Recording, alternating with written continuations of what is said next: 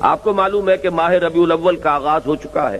یہ ماہ مبارک حضور صلی اللہ علیہ وسلم کی سیرت مطہرہ سے ایک بڑا گہرا تعلق رکھتا ہے۔ حضور کی ولادت باسعادت بھی اسی ماہ مبارک میں ہوئی، اگرچہ تاریخ کے بارے میں اختلاف ہے۔ حضور کا انتقال بھی اس ماہ مبارک میں ہوا، اور وہ متفق علیہ تاریخ ہے 12 ربیع الاول اصل میں حضور کا یوم وفات ہے، اور اکثر محققین کی رائے یہ ہے کہ آپ کا یوم ولادت جو ہے وہ 9 ربیع الاول ہے۔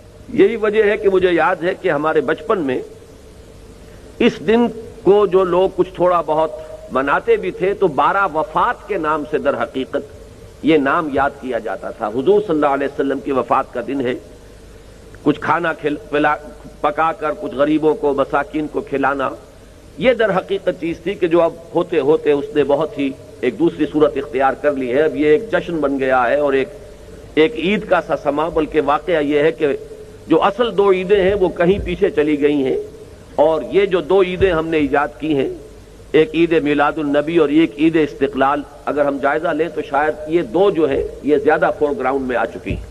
لیکن یہ کہ جہاں تک آپ کی ولادت اور آپ کے وفات کا اس ماہ مبارک میں ہونا ہے وہ ثابت ہے۔ مزید برآں حضور کا ورود مدینہ منورہ میں بھی ماہ ربیع الاول میں ہوا ہے۔